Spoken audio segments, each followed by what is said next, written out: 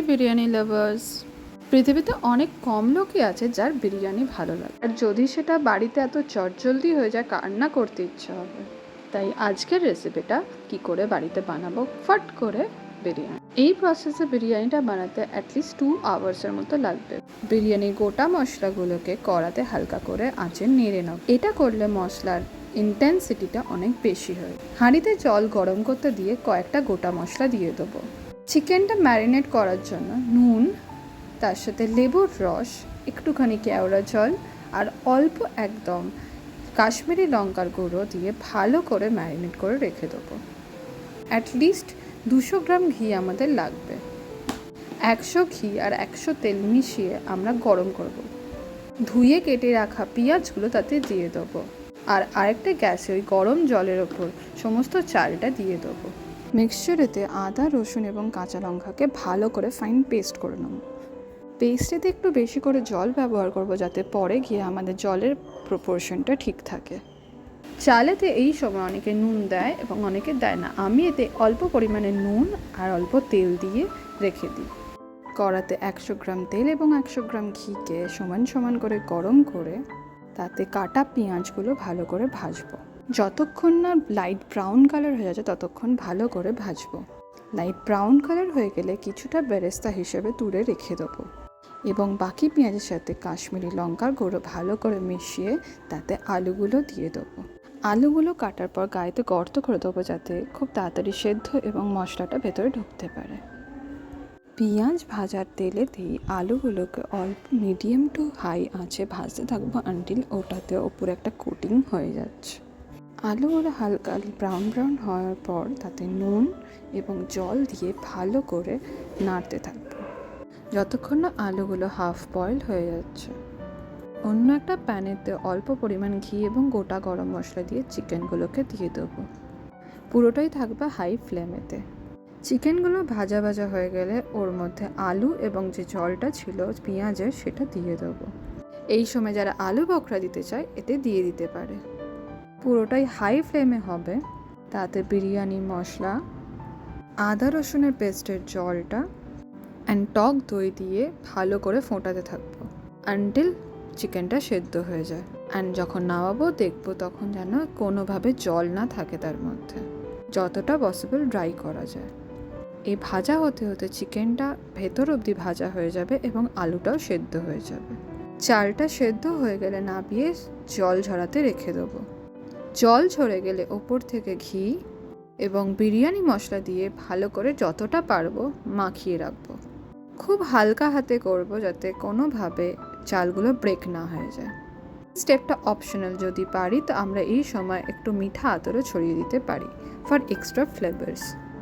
পাশে রেখে দেওয়া দুধেতে এই সময় আমরা জাফরান ভিজিয়ে রাখতে পারি, বা যারা জাফরানের কালার ইউজ করবে তারা এই সময় ওই কালারটা দিয়ে ভিজিয়ে রাখতে পারে দুধটাকে।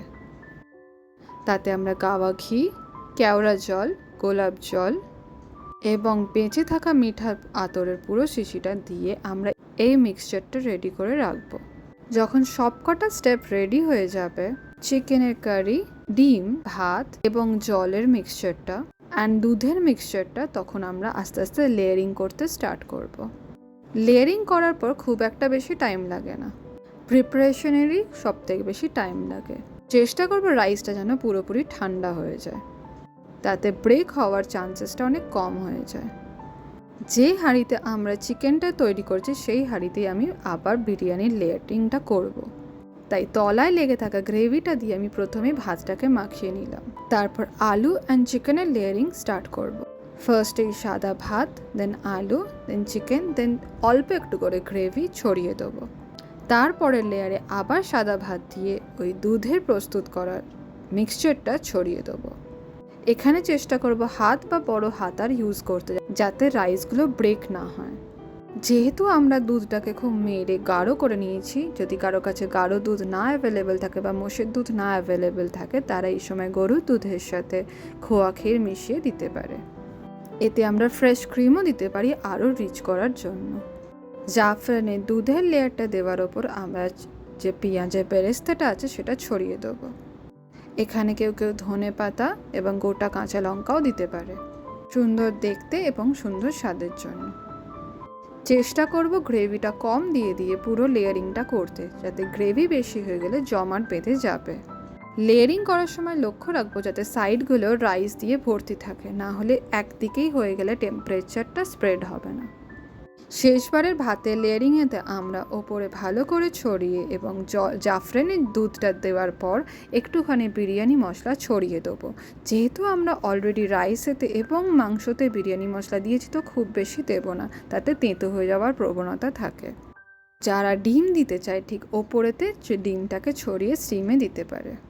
আমরা শিলনোড়া দিয়ে মুখটাকে চাপা দিয়ে ভালো করে একদম কম স্টিমেতে 20 to 30 মিনিটসের জন্য দমেতে বসিয়ে দেবো। যেহেতু এটা পুরোপুরি কুকড হয়ে আছে, তাই খুব বেশিক্ষণ আমরা রাখবো না, তাহলে ওভার কুকড হয়ে যাবে এবং চালটা ব্রেক হয়ে যাওয়ার চান্সেস থাকে। আর বিরিয়ানির সাথে রায়তা না হলে একদমই চলে না, তাই খুব সহজভাবে খুব ইজিলি একটা রায়তা বানিয়ে নিয়েছি। অনিয়ন অ্যান্ড কিউকাম্বারের সাথে দইকে ভালো করে মিশিয়ে একদম ঠিকভাবে রায়তা বানিয়ে নিলাম। তার সাথে স্যালাড এবং যারা এক্সট্রা ডিম খাবে তার জন্য এক্সট্রা ডিম। বেশ হয়ে গেল খুব ইজিলি বাড়িতে একদম কম টাইমের মধ্যে একদম কলকাতা স্টাইল দম বিরিয়ানি। বিরিয়ানিটা তোলার মধ্যেও একটা কায়দা আছে। বিরিয়ানিটা যখন তোলা হবে, যেহেতু লেয়ারিং করে করা হয়েছে, তাই চেষ্টা করব বড় হাতা বা বড় প্লেট দিয়ে আমরা তুলতে, যাতে প্রত্যেকটা লেয়ার ইন্ডিভিজুয়ালি আসে এবং সবার প্লেটে ইকুয়ালভাবে ডিস্ট্রিবিউট হয়।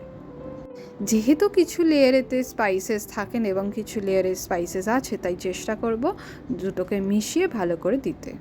যারা ঘি দিয়ে বেশি করে খেতে ভালোবাসে, তারা ঠিক এই স্টেপে খোলার আগেই ওপরে ভালো করে ঘিকে ছড়িয়ে দিতে পারে।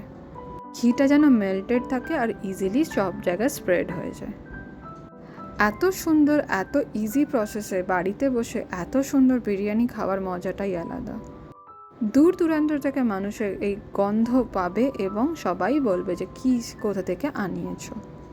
কেমন লাগলো আমায় জানিও। ওকে, বাই।